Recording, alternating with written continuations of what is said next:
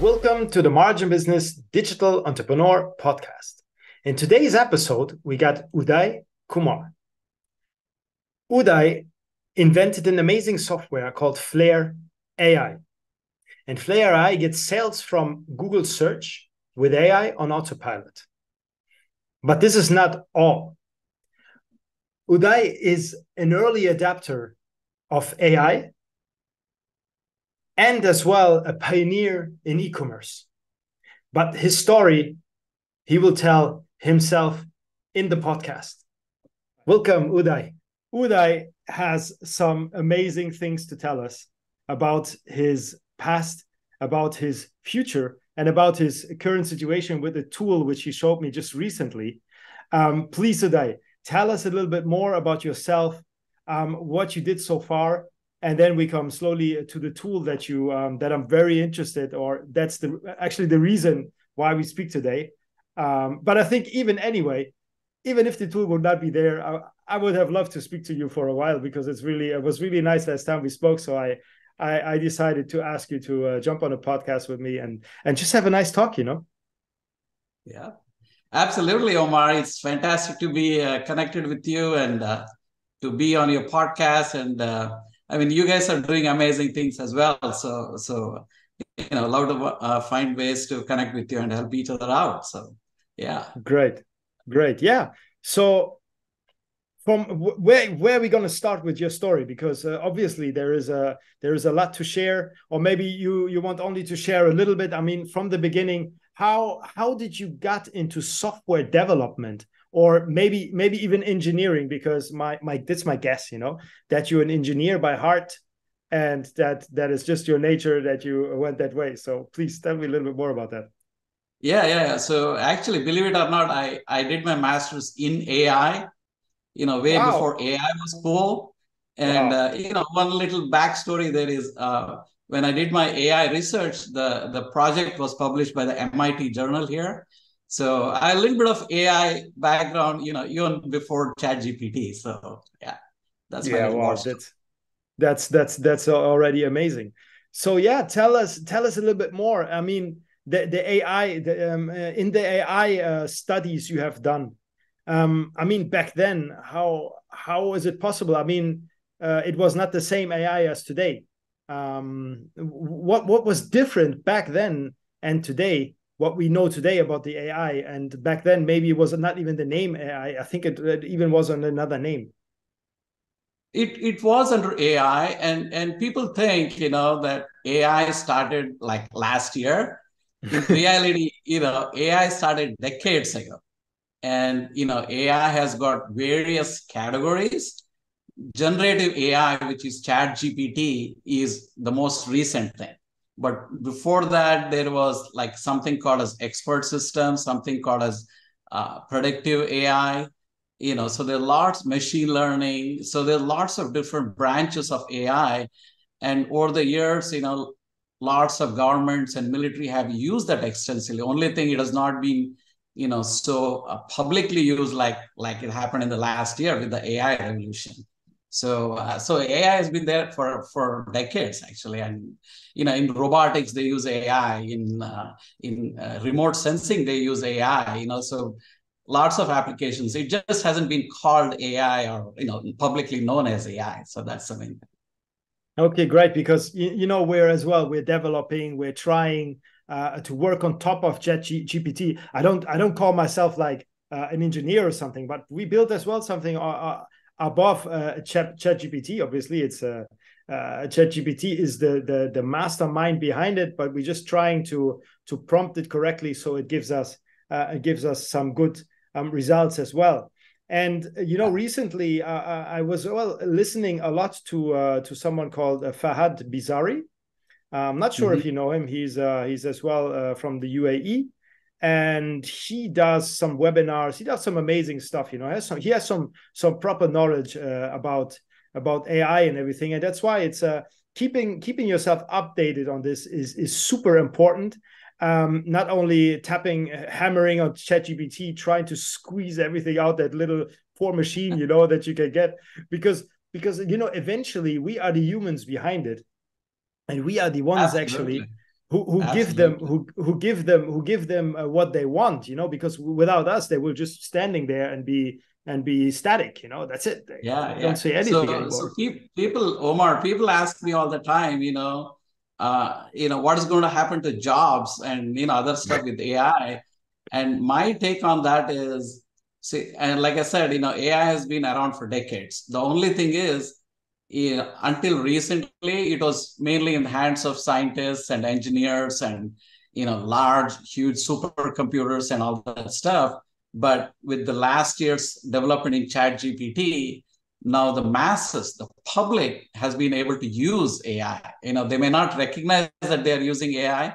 For example, I know so many, my dentist reception office, right? So they want to write an email. They start thinking they'll go to ChatGPT first, figure out how to write the best email possible and then use it. So they are using AI. They might not know it, but that's what has happened in the last year. AI has become publicly available, and it is going to actually not kill jobs. It's going to 10x the jobs productivity. So what a front desk person could do, with a lot less effort, they can do it with AI. That sort of thing. So I would say the same. It won't kill any jobs. Only, I must say it, only if you're lazy. If you don't do anything about it, obviously it's going to eat you up. But you need to be faster than the AI. You need to use AI for you and not let the AI use you, because obviously if you stay static like the AI and other people are faster and putting in some good prompts, then your job might be at a risk. If it's that is a possibility. That's why, yeah, for example, as well, with everything that's going on, I mean, like I said already before, localization, for maybe translation, the AI will do good, but the localization he won't do good, and maybe not in the foreseeable future. Maybe at some point, yes, but for now, I think it's okay. So we have enough time actually to prepare for the transition, to automatize everything. I mean, we get a little punch here. Like, okay, listen, guys, AI is here, or the machines are here. Not even AI, the machines in general are here, and the machines will take some stuff over what the humans do, which is beautiful, because we want to be. We don't want to go to the office. We want to sit somewhere and enjoy our lives and be at the computer, even if it's 12 hours per day. I can go out, I can go out and just say, okay, I'm here. That's good. That's enough, I go swim and come back and work again. So, and AI can help us to do that. We don't need an office absolutely, with 100 absolutely. people. There are, we spoke about a podcast, I think, in our last call, and there are so many podcasts out there where people like present themselves and they're alone and they make millions alone and they don't even care. They just sit there and implemented a system and did some automation back into it, and it just Yeah. worked perfectly for them. It, So it, it's, so it's the future of work. It's the future of work. So talking about AI and jobs, I mean, if you just look back maybe 20 years ago or 15, when computers, PC came, like, wow, people are like, man, it's going to kill, the typist job or whatever, yeah, whatever. But what happened? It actually created millions of programmer jobs, right? exactly. Same thing is going to happen with the AI. So the only thing, like you said, is if that particular individual cannot adapt, then it's tough on him or her. But as long as they adapt, it's actually a super empowerment thing, with AI and all that good stuff. So yeah. Yeah, that's true. We have an adaptation time now, so everyone knows about it. So everyone can prepare, can learn, can see, everything is on our fingertips. We just have to do something. So I mean, obviously you have to learn, you have to do some scary things, but that's our human nature. That's how we are. That's we are born. We cannot just sit in the corner and get 3 times our meal. That's not possible. I mean, it's possible, but who is satisfied with that? So Exactly. yeah, just move and we do something, and I'm sure there come beautiful things come out of this. And actually, Uday, you did some beautiful thing already out of it. It didn't happen yesterday. I'm quite sure about that, but it came a long way. Normally, such programs, such innovations they take long time until they come up to today, because it's built on them, and then at the end, people see the result and say, "Oh, look, he built something on AI, on the ChatGPT or the AI model or something like that." So please tell us a little bit more. What is it called? I mean, you have an amazing background. You yourself are a Shopify seller, yes? 10 Yeah, billion. not a Shopify seller. I used to have my own e-com marketplace. Yes, Okay. I used to operate an e-com marketplace before. Yeah. Even more, you see? So you are in very good position to talk about all of this. I mean, amazing. Please tell us more about your software. So happy to tell my war story, so to speak. So I previously, my family, we used to live in Silicon Valley. I used to work in Oracle in the supply chain e-commerce industry. Okay. And then and then we moved to Austin because we wanted a more relaxed pace of life and all that good stuff. So I'm an entrepreneur by nature, so I had to do something. So I started an e-com marketplace. Initially, I had like 100 products. This I'm talking about eight and a half years ago. So I had like 100 products in my e-com marketplace, and I kept adding more and more. I started with a very good niche and started adding more and more products. And as I added products, I assumed that Google will crawl everything and index everything and find, and all my customers will be able to find that on Google search. Initially, it was true. When I had like 100 products, they were able to find almost everything of it on Google search. But as I kept adding, 100 became 1,000, 10,000, 100,000. Ultimately, I had like somewhere like 1 million products. But Google search started crawling less and less of my website. And so there's a good reason why they crawl small portions of large websites. They have, there are like 2 billion domains they have to index. And there are trillions of products and trillions of pages they have to index. Even with Google's awesome power, there's no way they can crawl the entire internet. And believe it or not, they'll crawl only 4%. And that is why you need to do SEO to be in the top 4% to get sales from Google search. So I basically figured out that there was this problem, and it took me about 2 years to solve it. So that's why I created this solution called FlareAI. Okay. So the software, actually, I mean, what you're describing, we every day, I mean, me included, there is others which are listening, we pay $2,500 for somebody who do research on our keywords, on the SEO, on the website, on everything around, that they can create a plan for us to help us within the next month, where we're going to spend a lot more on that. So your software actually is not only cutting costs. I mean, obviously the software comes with a cost. It's been years you're working on it, but it's really working like a team, which are actually putting the backlinks, which are trying to rank the keywords. So that is amazing. I mean, we are actually solving a much more foundational problem. So, like I said, let us say, we build a Shopify store, or they have a Shopify store, and they carry like 1,000 products. The merchant, usually they assume that all 1,000 products will get discovered on Google search. But that is kind of the farthest from the truth. In reality, Googlebot will come visit their website maybe, after a few months, and they'll come and they'll crawl maybe 1 to 2%, maybe at the most 5% of their website. Meaning, it doesn't matter if they pay, $10,000 a month to a SEO consultant, get all their pages with wonderful on-page, keywords and meta this and meta that. It's never going to get found. 96% of that is never going to get discovered on Google search, because Google has never really crawled and indexed that particular page, right? Okay. So that is the foundation which FlareAI is solving, meaning, we get your pages crawled and indexed. Then after that, everything is icing on the cake, right? Then all the, page keywords and meta title and meta description really helps. Until then, it doesn't matter.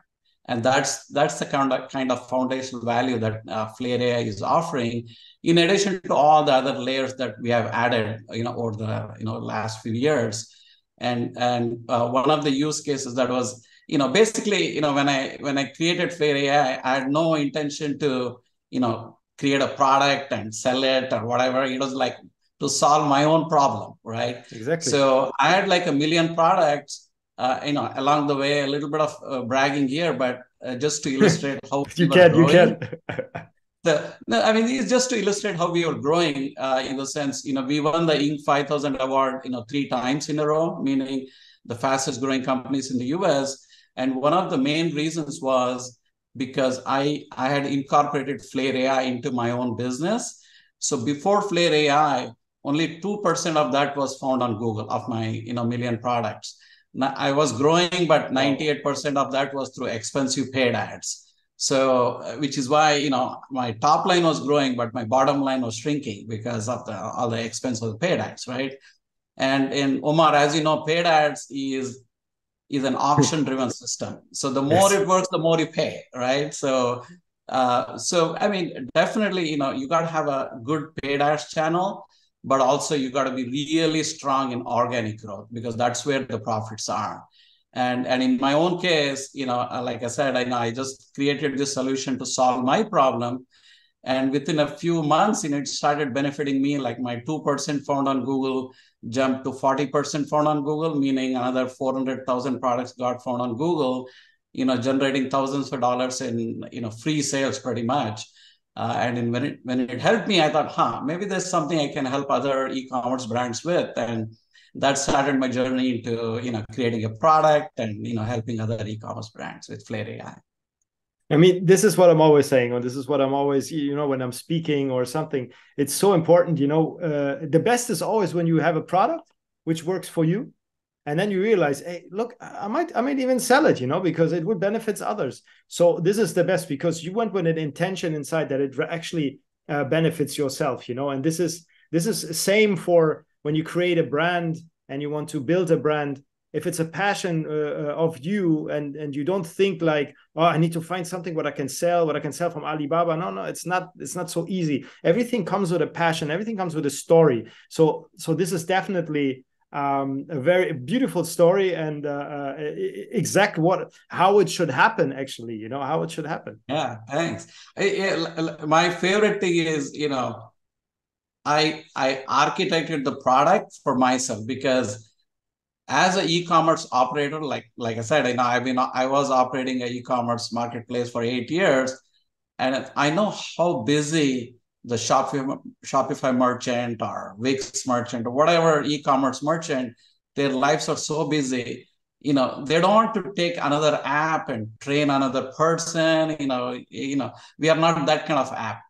The way to look at AI systems is they do stuff for you. You don't need to really, it's like Chat GPT. I mean, there's nothing like, training in Chat GPT, right?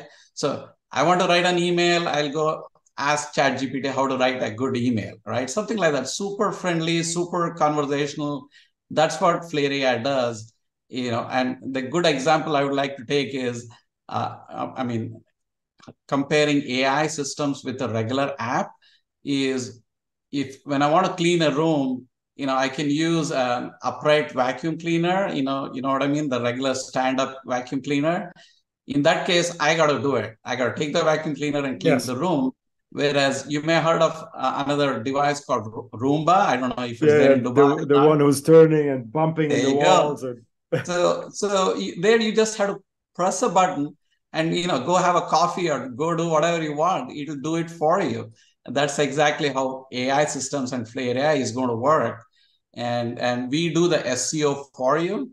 You don't need to be, technical or, all that stuff. You just observe the magic that comes out of it, which is free sales from Google search, right? So that's kind of the way it works. It's amazing. I will put everything in the description, put your website, the tool. I'm sure a lot of people are interested, myself included, to see how this works, and so one last question I have for you, a message to the world to maybe for entrepreneurs, for anyone who going into entrepreneurship or want to create something amazing? Yeah, absolutely. I love entrepreneurs, and I support an accelerator group here in Austin. Go for it. If you're passionate about something, obviously solve it for yourself first, and go, offer it to the world. So don't hold back. So that would be my suggestion for entrepreneurs. Amazing, amazing. Because we do this afterwards, like on a LinkedIn post under your photo, and we will write this down so it stays in the net what your quote is. So yeah. Thank you so much. It was really amazing. I mean, technology. I'm always very into it, and want to learn more and want to see what we can do along the way with these tools and with the knowledge of the tools and with our knowledge combined. Because obviously we don't want to get that they get the overhand, which I don't believe that will happen anyway. But yeah, thank you so much for Man. everything. Yeah, it was so fun, and hopefully good things come out of that for you, and all that good stuff. So Sure. yeah. Where can anyone get in contact with you, like who want to ask questions about the tool or the team or?